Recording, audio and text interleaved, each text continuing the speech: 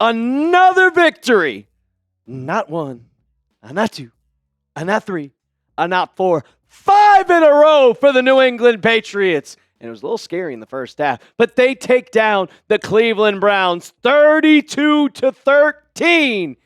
And they go to 6-2 on the NFL season. The vibes are immaculate in New England. And I think that we have to start a conversation of just how good Drake Maye is, how good this team is. You went up against the number 1 defense, if not a top 5 defense, in the NFL, and you put them to work. PTA out there. Yeah, amazing victory for the Patriots. And the vibes just keep going. The run keeps going, and this team is looking more and more like a contender. Welcome into Patriots Today by Chat Sports. I am your host, Brett Alper, and I still can't believe I was scared in the first half, man. It was 9-7. And I was like, ooh, Myles Garrett's going off. This is a really scary time. Like the Browns led at 1.7-3. They scored on their opening drive, and the Patriots could not. They only got a field goal out of it. But second half adjustments were the name of this ball game. Dylan Gabriel, he looked terrible. Malachi Corley, 1 catch. Yeah, that's how good the offense was. They held that. But Harold Fannin Jr., great player, but you could see Drake Maye. And we'll talk about Travion Henderson in a second. But my reactions to this game, and this is going to be a negative one. I know you got the W. It's a great W. But Will Campbell, welcome to the NFL, man. You straight up got your NFL moment in this game. And I'm not going to say he played bad. I'll give him an excuse. He's a rookie.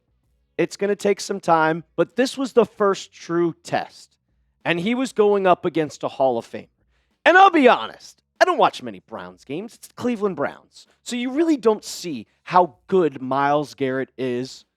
But oh my, man. He was all over the field in the first half, all over the field in the second half. 5 sacks, 5 QB hits, and he disrupted the Patriots. He single-handedly kept the Browns in the ballgame in the first half. He was working Will Campbell to an extent. The Patriots were trying to do this kind of block and release where Hunter Henry would take the block and then go out, and Will Campbell would kind of then take on Myles Garrett. It didn't matter, man. But that is what you like to see out of your rookie left tackle. You're going to go up against guys like Myles Garrett. You're going to go up against amazing edge rushers in the NFL, Hall of Famers. And he held his own. He played decent. I'm not going to say he played good. He played good enough. But you're going to get better. You're going to get better. And it takes going up against Myles Garrett. And he showed why he's an amazing, amazing Hall of Fame player in this league. But I love watching Will Campbell go up against those guys because it's only going to make Will Campbell better and make this Patriots offensive line better. And it got better in the second half. It did. And that's why Drake Maye just continues and continues to shine. In the first half, the first couple of drives, he threw an interception right to the linebacker, Carson Schwessinger, who was also a rookie. But in the second half, man, he completely flipped the script, and you're thinking a second-year player. Like, you go look at what what the Bears did today in Caleb Williams. He looked like shit. And he threw an interception, and he kind of didn't bounce back after that. With Drake Maye, he bounced back after that. 282 yards, 3 touchdowns, 18 for 24. That all came in the second half. And I got the stats from PFF that I was reading. Drake Maye in the second half versus Cleveland. 8 for 8, 114 yards, 3 passing touchdowns, 158.3 passer rating. He adjusted. He got better. He didn't even let that mistake go in the back of his head. It was his first pick in I don't know how many weeks. I think it's been since the Steelers game in week 3. And he kept composure, and he still showed that he is one of the best quarterbacks in the league, and it just happens every single week. Stefon Diggs got his first touchdown as a Patriot, which was awesome to see, and he was excited. But the Drake Maye to Kayshon Boutte connection happens every week. Deep throw after deep throw after deep throw. I see on Twitter, they're saying it's not fair. It's not fair that the torch has been passed from Tom Brady down to Drake Maye. I think he's a top 5 quarterback in the NFL right now. He's proving himself. He's third best in MVP odds. And I think that might go up after this game. So I'll ask you guys, Is Drake Maye a top 5 QB in the NFL? Give me a Y for yes or give me an N for no down in the comments section. And while you're in the comments section, you'll probably see a link for a Patriots tee that is on sale right now. $20 off, $14.99. I think it might be up to $15. That's still $1. You know that Nike tees are usually like, hey, $30, $40. Well, you can get yours for less than $20 right now. Chatsports.com/PatsD. It's in the comments and description of today's video. Third one, the run game finally showed up. Ramondre was okay, but it was the breaking out party of TreVeyon Henderson. And we heard it from Josh McDaniels and Mike Vrabel all of last week. It was kind of saying, why is he only getting 2 carries? Why is he only getting 9 snaps? And they kind of just said it was situational. And I said, well, that's BS. Well, they proved every single person wrong. They proved me wrong. They proved the Patriots Twitter wrong. They proved all the fans wrong because TreVeyon Henderson showed up. 10 carries, 75 yards, 7.5 rushing yards per carry. I will say, thankfully, the game was pretty much over, but he fumbled the ball going into the end zone. They wanted to get him that touchdown, and he fumbled going in. So we can't have that happen. We cannot have that happen. TreVeyon Henderson, you got to take care of the football, bro. We know the problems with Ramondre Stevenson. We saw the problems with Antonio Gibson, how he fumbles. You cannot have that same problem. I don't know what the Patriots are doing with their ball security, but the running backs, they might. And then Ramondre, he was solid. I mean, okay. It was mainly TreVeyon Henderson. But in the first half, he was getting 2.4 yards a carry, 14 for 34. Not the best, not the worst. I'm not going to necessarily complain about Ramondre. He also was part of the pass blocking. He was decent. He was good. I enjoy what that is, like what he can do. And if Avery, if you can't find that, this is why I sub. It's completely okay. But I'll talk about Ramondre just a little bit more. Like, he's not fumbling, and that's all that matters. And he will break free for a couple runs. We also saw Terrell Jennings rush for a little bit at the end of the game. I will make note, this was his 3rd elevation from the practice squad up to the active roster. If the Patriots want to do that again, which they have not signed a 3rd running back, they have not traded for a 3rd running back.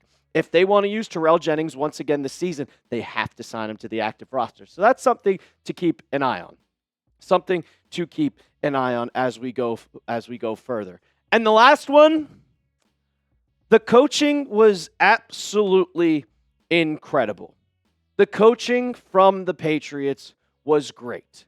And what I mean by that was in the first half of the ballgame, the Patriots couldn't do anything on offense. Their offense was stagnant. It wasn't getting anything down the field. It was looking bad. You saw Drake Maye throw an interception right to the team.